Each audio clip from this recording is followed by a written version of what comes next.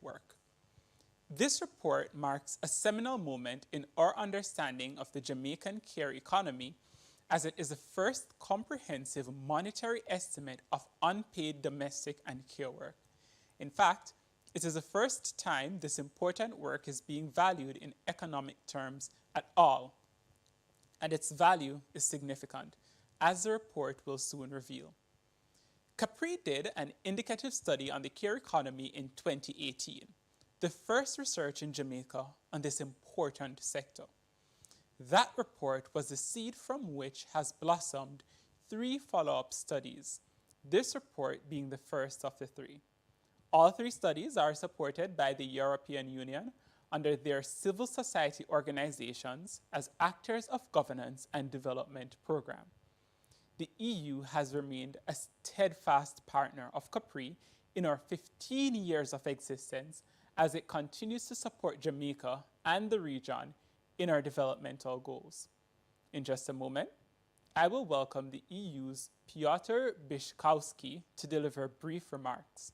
We will then have a presentation of the report and its main findings by CAPRI's economics researcher, the lead author of the study, Priya Alexander. Following the presentation, we'll move immediately into an exciting panel discussion moderated by CAPRI's Executive Director, Dr. Damien King. Dr. King will be joined by Dr. Heather Ricketts, who is the Dean of the Faculty of Social Sciences at the University of the West Indies, Mona.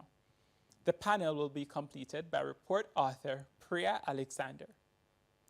We encourage members of our virtual audience to participate in the discussion by submitting their questions online using Slido.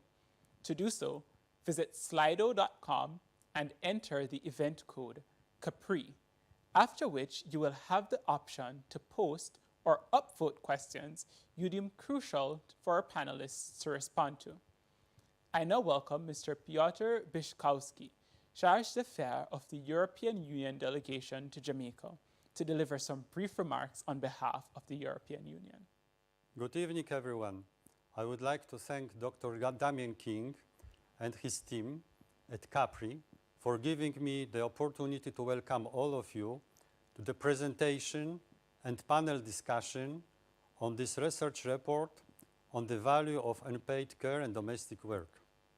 This is the 7th in a series of reports prepared by CAPRI with the financial support of the European Union as part of a project that we call Civil Society Organization and Actor of Governance and Development.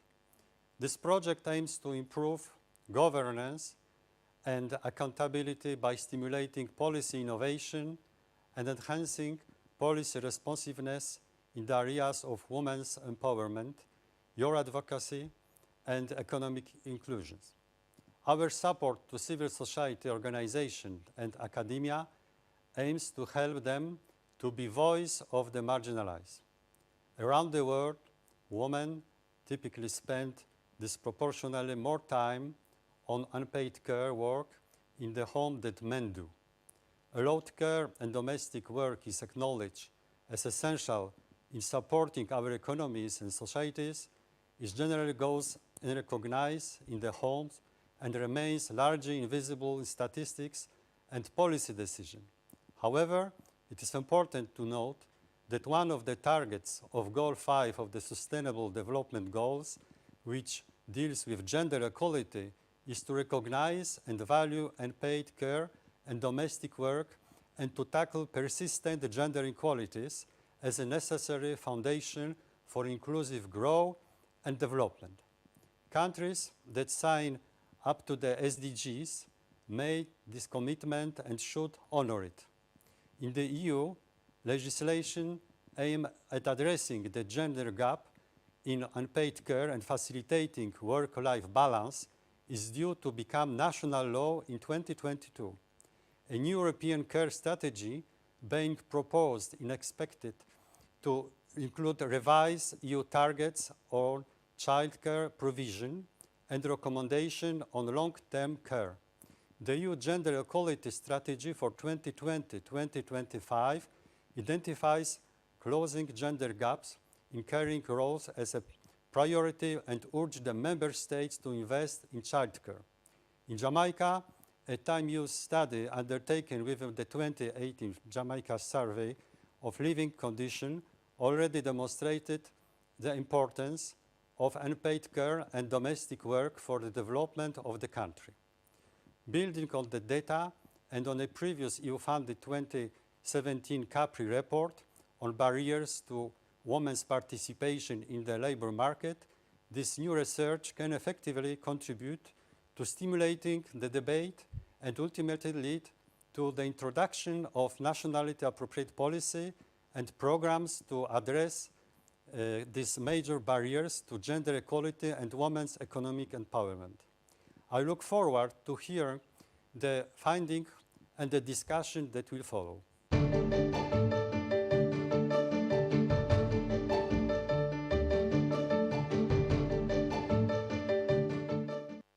If unpaid care work, which involves caring for household members, and unpaid domestic work, which involves doing household chores, were to be part of Jamaica's GDP, its value will be more than the combined value of agriculture, manufacturing, mining, construction, and utilities.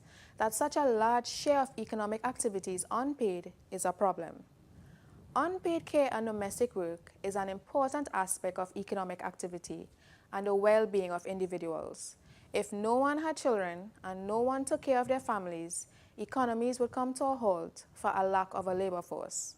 However, the economic value of unpaid care and domestic work is largely unknown.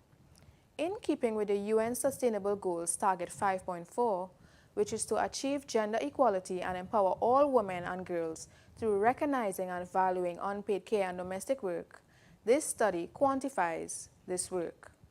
Before now, there has not been a valuation of unpaid care and domestic work in Jamaica. This study is the first of its kind in the English-speaking Caribbean. First, let's start off with some definitions.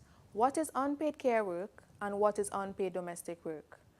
Unpaid care work focuses on the care support of the members in a household, including those who are disabled or permanently dependent, and it has just one activity, which is just caregiving. On the other hand, unpaid domestic work focuses on the welfare of the members in a household, and it consists of performing several distinct household activities, such as cooking, cleaning, laundry, collecting water, among others.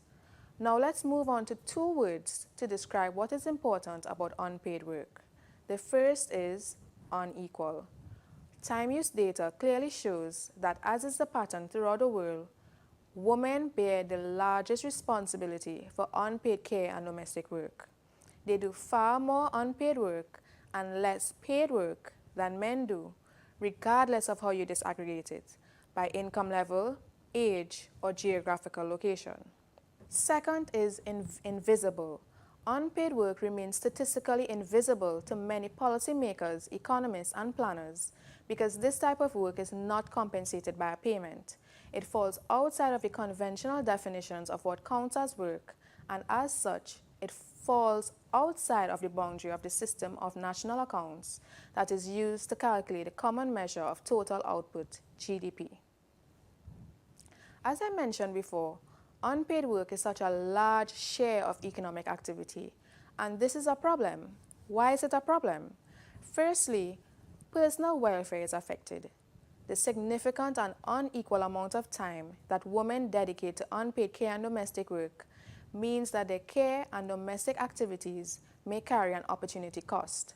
They are prevented from realizing their potential earnings and career objectives because unpaid work reduces their ability to participate in and dedicate more time to paid work. Secondly, there is a misallocation of productive resources or human capital. For example, women who may possess more skills than is required for performing unpaid care and domestic duties end up with their skills being underutilized. Skills that can allow them to participate more fully in the formal labor market and contribute to national productivity. Now, why should we evaluate unpaid work?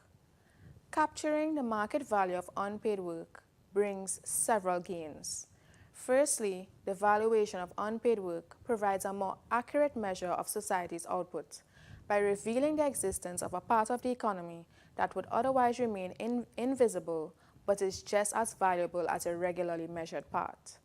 Secondly, knowing the value of unpaid work shows what a return on investment in reducing the burden of such work might yield in terms of the potential for women and men to do more paid work.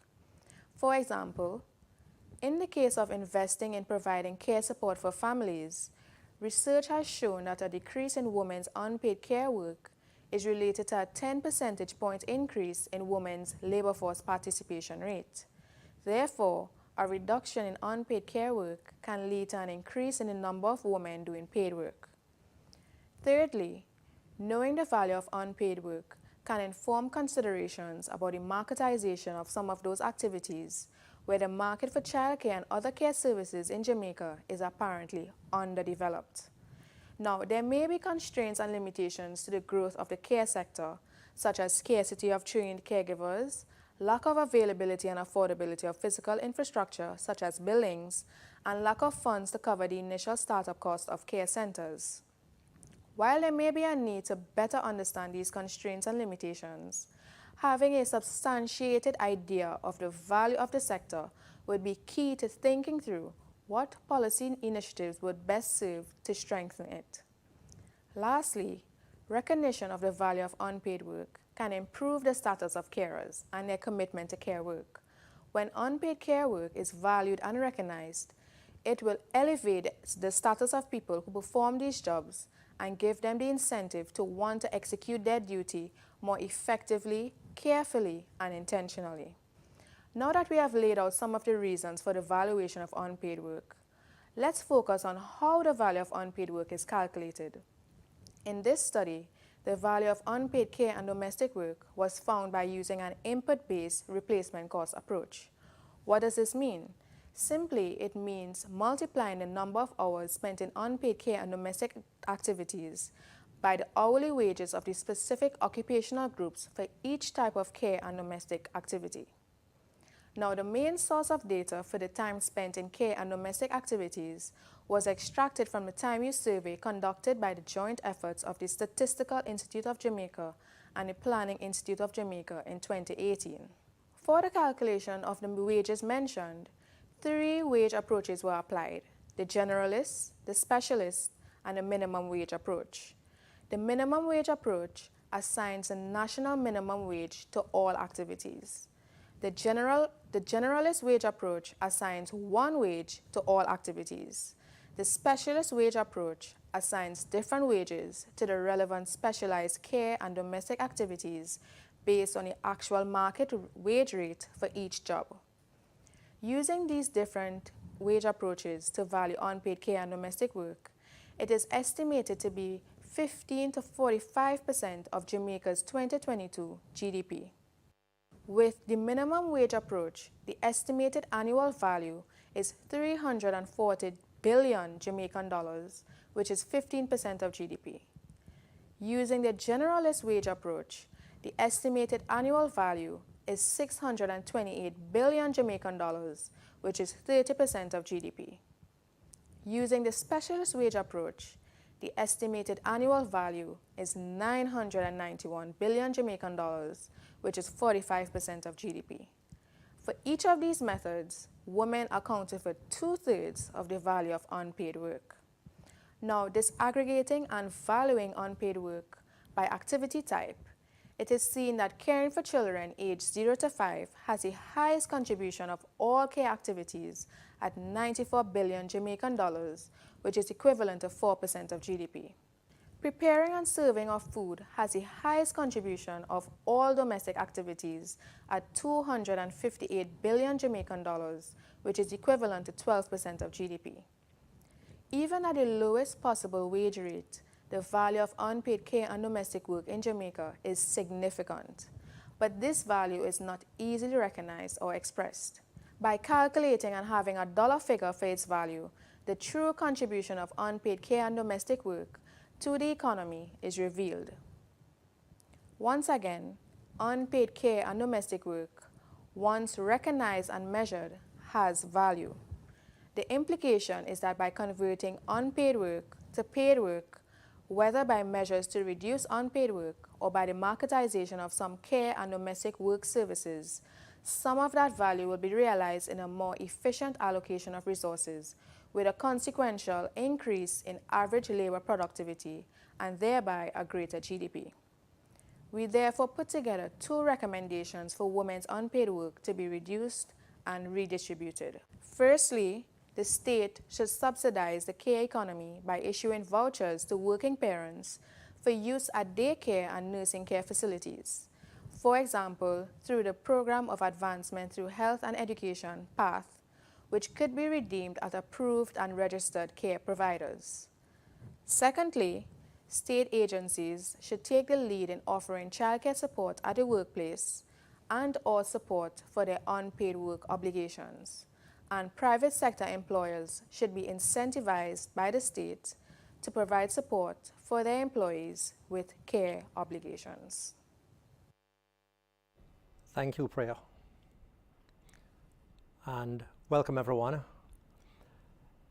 The first thing I want to do before I introduce our panelists for this discussion, I want to redirect you to slido.com, where you can register the event code CAPRI, and you can participate in the discussion by not only posing questions of your own for the panelists, but also to vote on questions that are put in by others if you are particularly keen on getting those questions answered.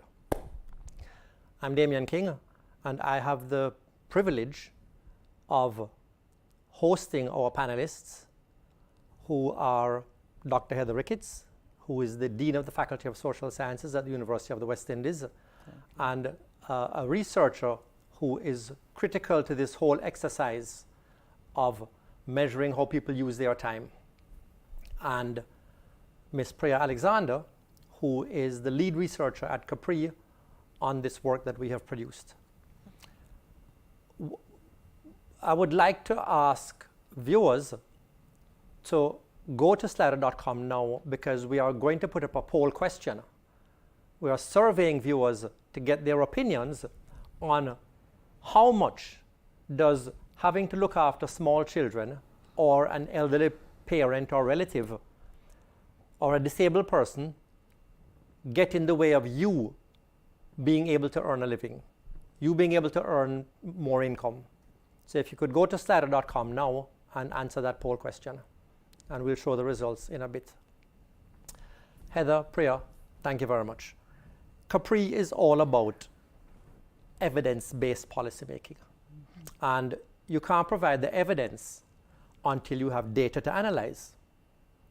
And all of this work was possible because a few years ago, the Statistical Institute conducted a survey on how people use their time. And that's really the starting point. And you were critical in getting that done. So just help us out by how you managed to get this done. How did you talk them into providing this tremendous resource for us? Damian, that's a great first question. So I sit on the technical steering committee of the Survey of Living Conditions, and I had been trying, myself and 2 other colleagues, Colin Williams and Kristen Fox, we'd been trying to get a time use module in the survey since about 2000, and I would say either 8 or 10. So it was about either an 8 or 10 year journey trying to get this time use survey in. One thing was a problem, the cost of the module. It costs to conduct a survey. And so Statin was a little bit concerned that the length of time that it would have taken to field an additional survey may have compromised the quality of the data that they would normally collect, because you had to pay attention to things like interviewer fatigue and respondent fatigue. So we had to cut the very ambitious plans that we had to poll, or sorry, not poll, but to interview, survey 14-year-olds and over. We had to cut that to 18 and older in a household. We wanted to actually speak to 14-year-olds, well, all household members 14 years and older. and we wanted to ask them about each day. Well, of course, we couldn't ask about the entire week, so we had to dial back to speaking only to adult members of the household, 18 years and older, and asking about one day of the week. And this took perhaps about an additional 25 to 30 minutes of the normal field time, because the field of survey of living conditions is anywhere between 2.5 hours and 3.5 hours. And it requires a number of go backs, so you have to call back. Sometimes you have to go back to one household 3 or 4 times to find all members. And so Statin was really very concerned about that. And then the additional cost of training interviewers and field supervisors, etc., you know. We were able to convince them eventually. We had to do a number of pre-tests to prove that it would not have taken far more time that would then compromise the quality of the data they would normally collect. And then, you know, having brought the argument that, look, we're going to be able to have some measure of SDG Goal 5, particularly indicator 5.4.1, we were able to get the committee to agree. So it was a lot of negotiating, a lot of going back to the drawing board, and we ended up with this, what we considered to be quite a good, you know, survey instrument. Brilliant. Or module. We are extremely grateful. Listening to Priya's presentation, talking about, you know, what makes up unpaid care work and unpaid domestic work, will sound to some listeners like, well, those are just things you do because you're living. Whereas you see it as so important as to dedicate 10 years to getting the data. Yes. So why is unpaid care and domestic work so important? Well, first, time is a source of utility. Unpaid care and domestic work, it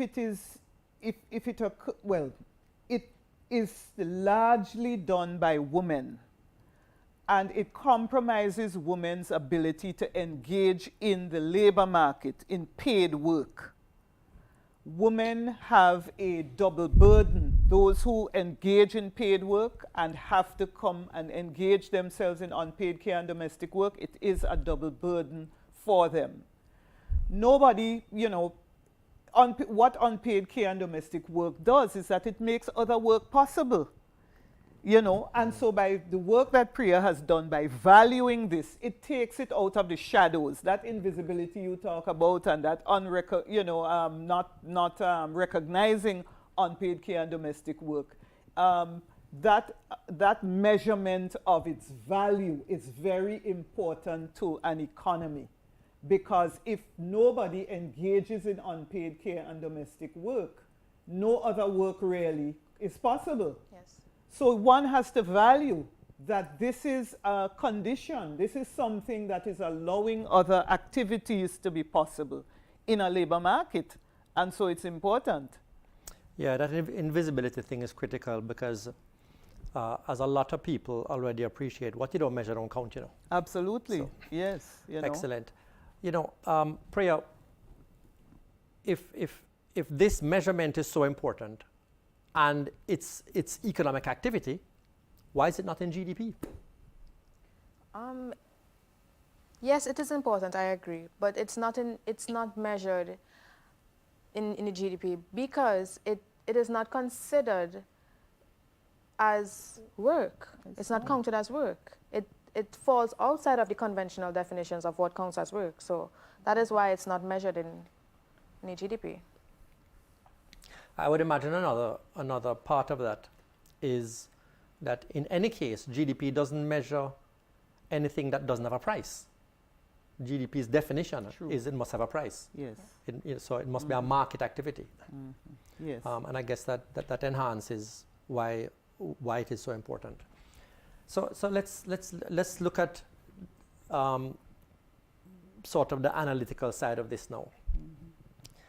The study, Priya, as you presented it, gave a range of estimates of the value that varied, you know, quite greatly between 15% of GDP and 45% of GDP.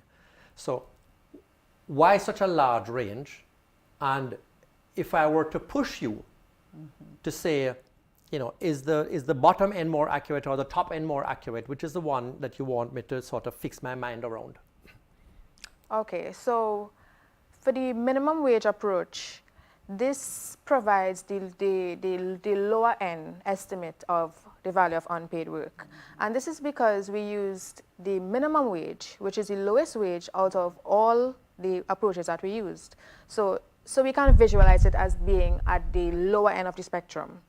Now, the specialist wage approach, this provides the upper end estimate of the value of unpaid work. And this is because for each care and domestic activity, we assigned a wage for its equivalent job in the formal labor market. So for example, someone who is preparing food, they would be assigned the wage of a cook or a chef in the formal labor market, or someone who is taking care of someone who is disabled or permanently dependent, they would be assigned the wage of a nurse. So for this approach, I would say that there's no real consensus on the best fit. So I would say it can lead to an overestimation. Now, for the generalist wage approach, it assigns a wage for example, a domestic worker. A domestic worker can complete all of these activities, all of the care and domestic activities. So I would say this is probably the approach that we can say is the most accurate. So I would say the generous wage approach. But what occurs to me as you're describing that you're valuing the activity at what somebody who specializes in that activity Yes. would cost. But that seems to suggest that there's a greater loss, because the person who might be forced to carry out that activity might be, an accountant or a lawyer. Right. And so the loss to the economy Yes. is actually much greater than that. Right. And So in a sense, isn't it also an underestimate? it is an underestimate, and what you're referring to is actually called the output method, which is something that we did not explore in this report. So what we can do for further research is actually using this method, but the input method is actually considered superior. That's why we used it in this report. Do we have any results yet from the survey that we posted? We asked if looking after small children or the elderly, is constraining your ability to earn a living. Do we have any results on that we can show yet? Okay, so 2/3 of respondents say that it constrains their ability to earn very much. So it really corroborates, what we found in the report.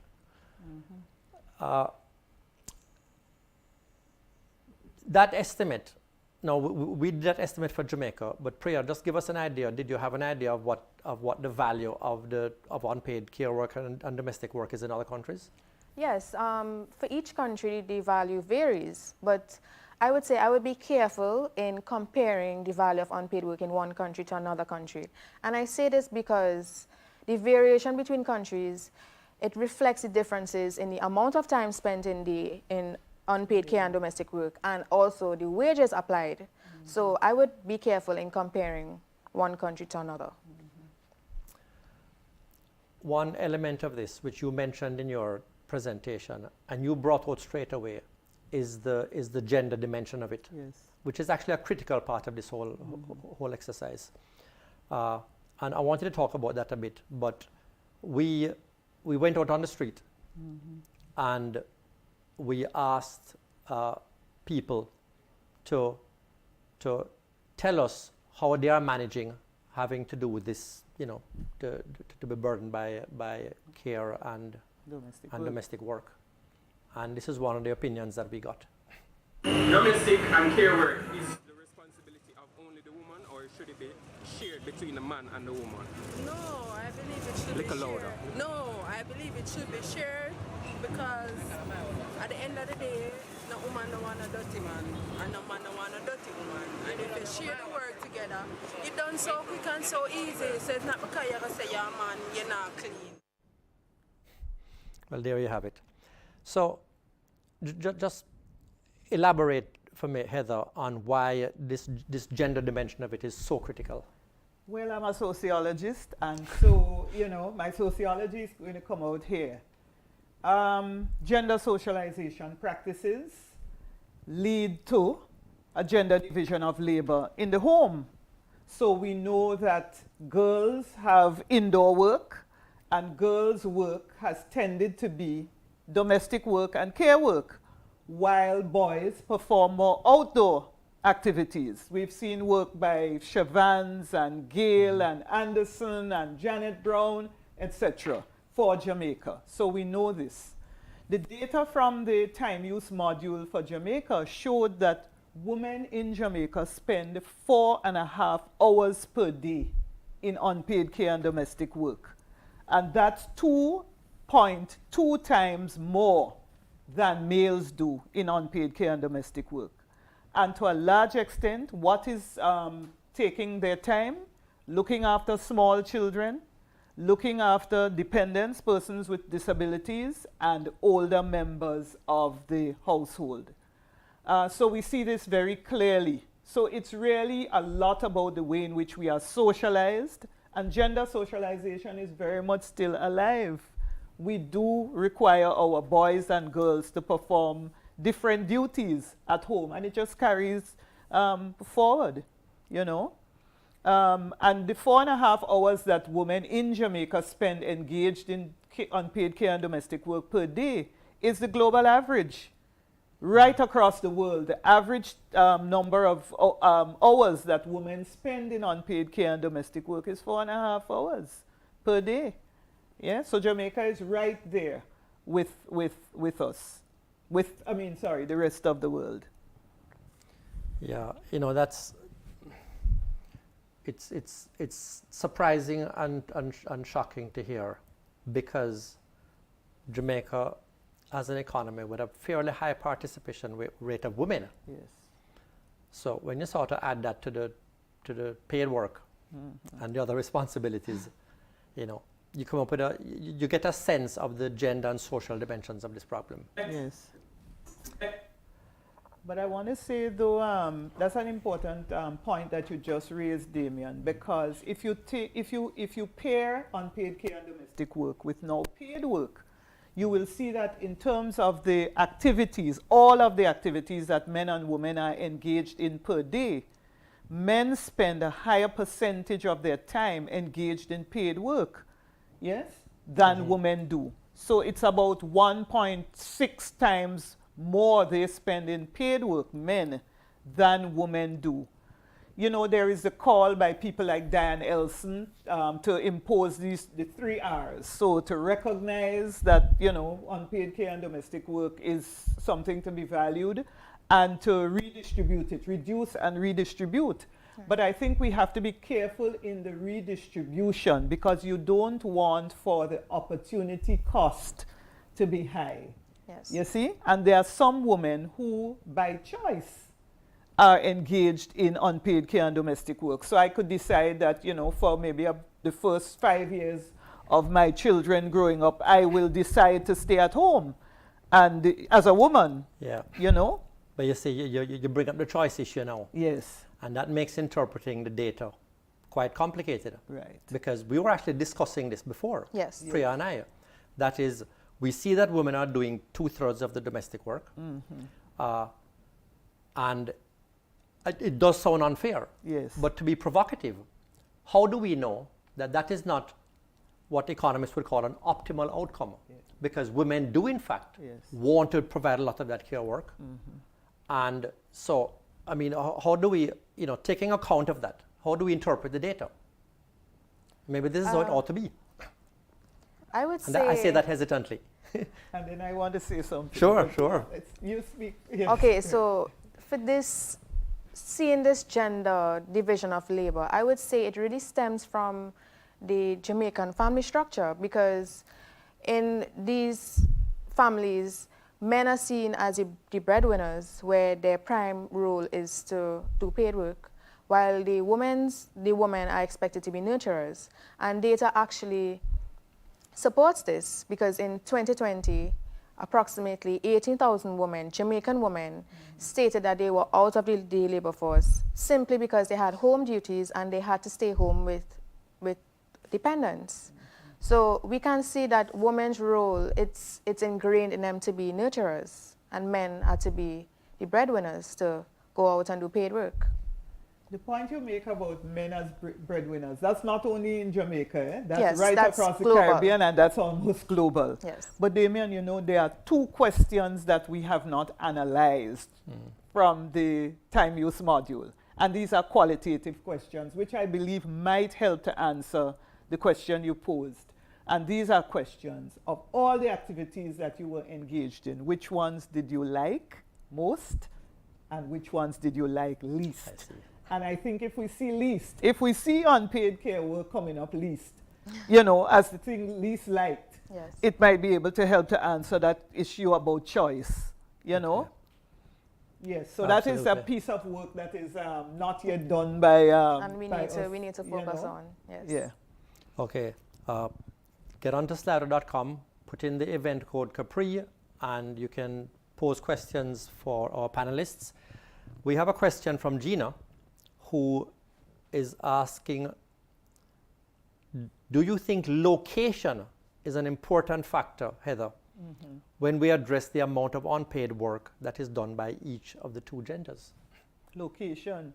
So we saw more time spent and a larger percentage of women in the rural areas engaged Yes. in unpaid care and domestic work. So location is important. So location is important, and if you think about geographical location and the prevalence of poverty in Jamaica, you know that rural areas and poverty go pretty much hand in hand. Women, also the availability of opportunities for employment are far less in rural areas than they are in urban centers, you know, like other towns and the Greater Kingston metropolitan area. So yes, I would say that area is a factor. What other, I mean, since somebody puts in location and you have a lot of experience with this kind of data, what other dimension would be important? Consumption status, what we call quintile Right. in the SLC. So poorer women, we saw them doing higher percentages of poorer women are engaged in unpaid care and domestic work and spend more time. So wealthier women are able, by virtue of the fact that they more likely are working, engaged in paid work, and also have more resources, they are able to purchase assistance through household helpers and gardeners and so on. And so their households don't engage in unpaid care and domestic work as much. In other words, they don't spend as many hours and their participation rates are not as high. So we also saw, to some extent, age. Priya, if you Yes, for age group 25 to 34, women especially, they had the highest participation rates for care work. And this is probably because this is a prime childbearing age. Yes, it is. Right. So they are mainly focused on caring for their Yeah, children. it's also the prime productive age. Yes, Yes. it's also the prime productive Yes. age. Yes. And that makes it an even greater issue. Yes. It also occurs to me in this, in this context of having this huge problem with unpaid work. And this thought is stimulated by a question that Tamika is asking about the productivity loss that comes from this. Now, in the presentation and in the report, it speaks about what a great loss it is to total production. But I'm thinking specifically now of Jamaica's record low unemployment rate. We have the lowest unemployment rate we have had in recorded history, economic history, at 6%. And at 6%, economists are tempted to call that full employment. And if you speak to business persons, they will tell you the difficulty of finding labor. So does that mean, now that we have more or less full employment, does that really exacerbate and make even more important the low productivity that we are getting because of the burden of unpaid care work. Definitely, definitely. Because if you say we are at full employment at 6%, this means that the available labor force that we have now, the existing labor force, we have to make them more productive to grow the economy. And our report revealed that a lot of the productive capacity, they are not being realized because they are burdened by unpaid care and domestic work. So definitely, addressing the issue of unpaid care and domestic work is important. But it also brings up the issue, Damien, of employers perhaps having to assist women in particular who are working, you know, and still having to carry the unpaid care and domestic work burden, you know, with some kind of facility for child care, you know, the state also having to give some assistance where child care services are concerned. Well, one of our recommendations is that in government agencies, that they take the lead in setting up childcare facilities, Yes. which is not just a demonstration effect. I mean, you know, government is like 1/3 of the economy by some measures, but how do we sort of get the private sector to you know, get on board with this kind of exercise? Well, I think you are doing another study, if I remember correctly, looking at private sector entities' services in this area of child care. I think the private sector perhaps has led in Jamaica. There are some private sector entities that have provided child care facilities for their employees. And so I think the government will have to play catch up. But it's not just children, you know, it's also Right. seniors. So Right. some people some of us are in the sandwich generation where we are raising children Right. and we are looking after older parents.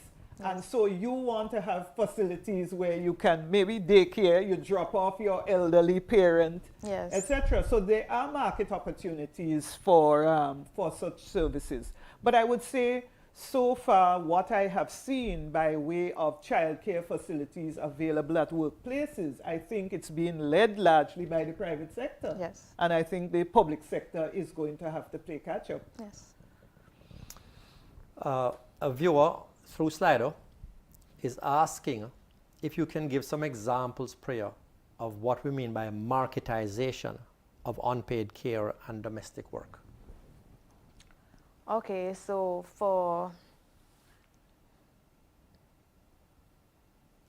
let me think on that, Damien, and I'll get back to you. Okay, how do we get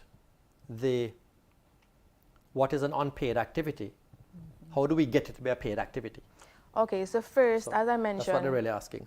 first, as I mentioned in the presentation, we have to look at what is preventing the growth of the care sector. So the limitations and constraints.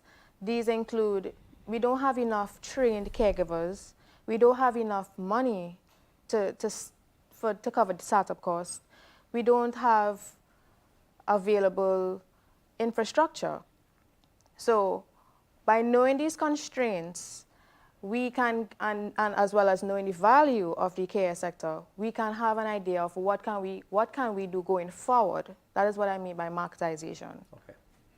But Damien, I want to say that, you know, this care sector and care economy, these are new terms to us in the region.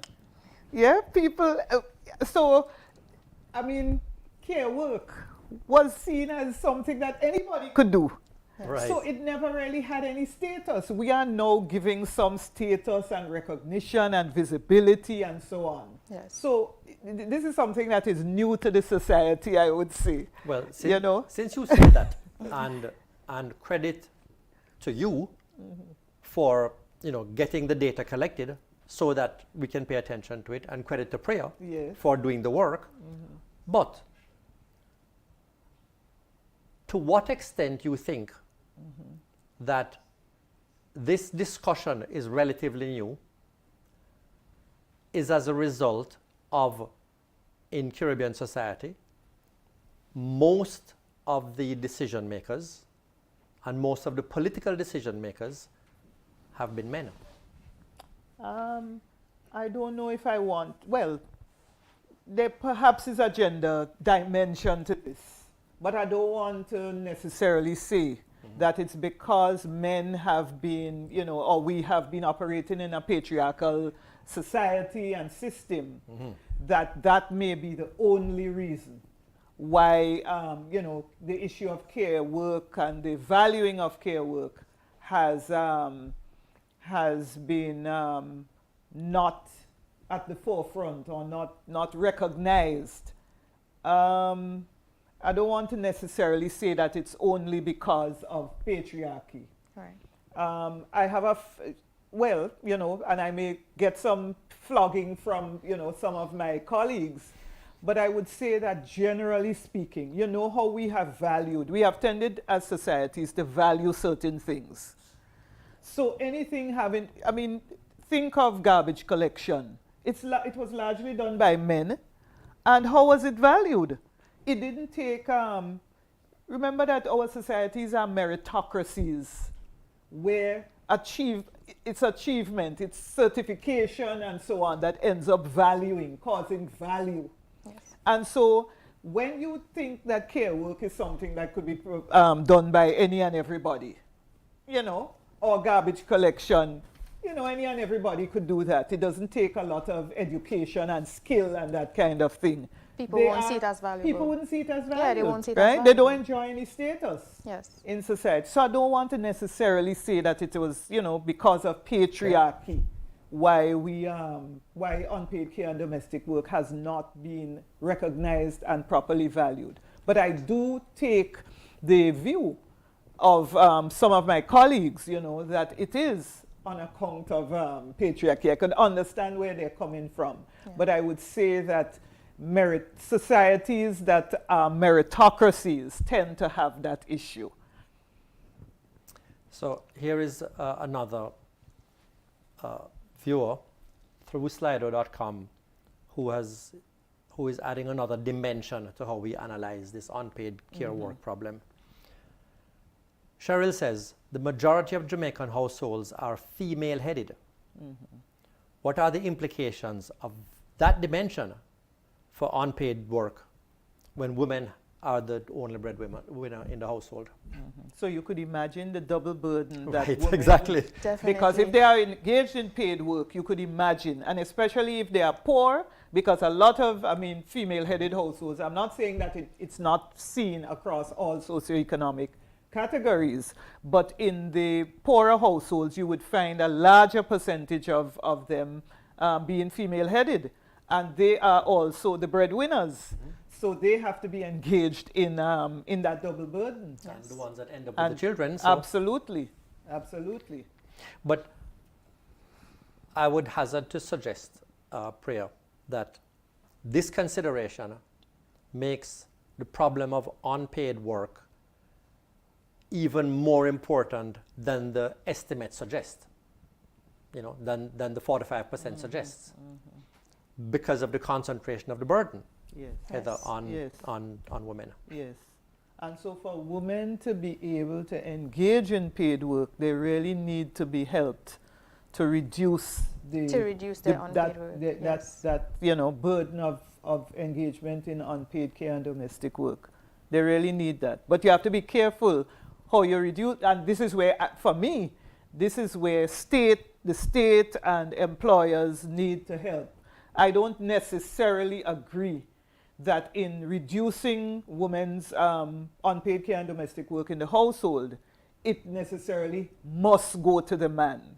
Because if he is bringing in, you see, if you want him to reduce his engagement in paid work, it might be more detrimental to the welfare of the household. I agree. And so one has to be careful Yes. with this, discussion about redistributing Yes. within the household. Yeah. So you have two recommendations in the report. One is that state agencies should try to establish facilities for childcare. And the other one is that the sector needs to be subsidized. And the argument for the subsidy is really, I would think, Heather, because of the detrimental social consequences more than the economic cost. Yes. But somebody on Slido wants to understand the voucher thing better. So just, talk for a few seconds about how that works. Okay, so with the voucher, the state would subsidize it through PATH. So you can redeem the voucher at any of these care facilities. And how we are doing this, we are suggesting doing it by the demand side, not the supply side, because the demand side would stimulate competition, and this would end up making the market for the vouchers be more efficient, I would say. Okay. So the vouchers are issued to the people who have the care burden, the caregivers, whoever they are. Yes. And then they take it to the facility, to the business that is offering childcare services or senior citizens' homes. And then those facilities then redeem them from the government. Yes. Another option would be to just give the money directly to the providers. Why not that option? Why use vouchers instead? Because we can end up in a situation where they end up getting most of the profit of this voucher system, which we don't want that. I think I've seen both models used in Canada. I was on a study tour a couple of years ago with a team from the Planning Institute, and I think I saw both the voucher where the actual household receives the voucher, which subsidizes the child care, so they can take it to any of their preferred child care. And I've also seen where the government, in other words, pays the child care facility. Right. And so, the household doesn't get the voucher in hand or any money in hand. Yeah? Okay. But I wanted to think that I think we need to use some of our community services and resources more in countries like ours. How so? So, for example, use some of our retirees. We have retired teachers, we have retired nurses. I was just thinking that, perhaps in some of these community centers, we can pay a stipend or something to a retired nurse, a retired teacher, somebody who is trained, where you can feel comfortable as a mother or a father taking a small child to be held for the day, and using the resources of the community. So if it's a rural area, using the farmers who produce food for the community, let them produce or supply the facility with their service goods and produce. And so this community benefits. So it's a win-win for the community. I mean, I haven't thought it through fully, but I'm thinking that could be something that we use. We also have the flexi work legislation. I don't know how many employers are really using or are encouraging their employees to take up the arrangement, but it might be useful sometimes for a mother to work in the evening it's a family rather friendly. than the morning. Something more. It's a family friendly. Yes.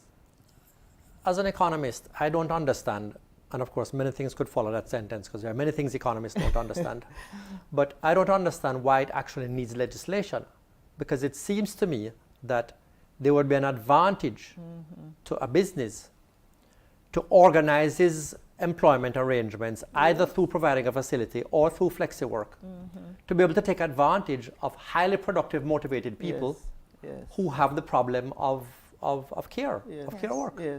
Yes, agreed. And so anybody who's not providing that facility and that accommodation is not getting the best employees. Yes.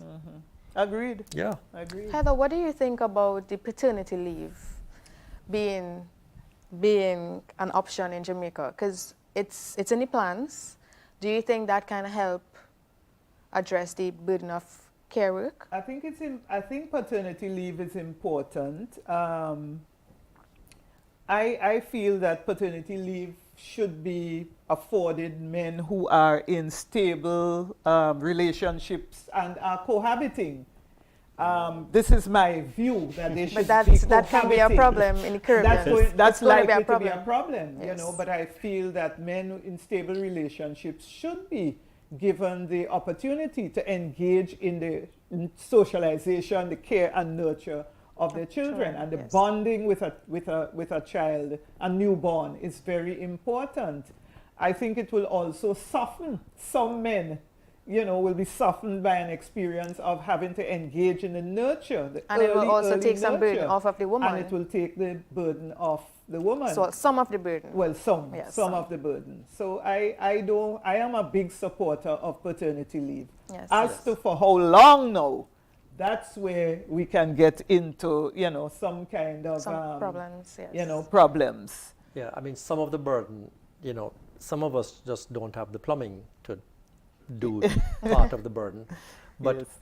but that's intriguing, because if you think that if you point out that there's a benefit to getting that bond stronger, you know, between the father and newborn, then that holds out the possibility that because there is a bond, then the father will more likely want to take on some of that care work later Yes, on. Yes, yes. The bond yes, having been established. Yes. So, yes. and really I never thought of paternity leave, you know, in this context. Yes, Okay. I think it would be very useful once it's implemented in a proper way. Yeah, I certainly think so. Listen, you know what this discussion is bringing us back to? How very important the family is.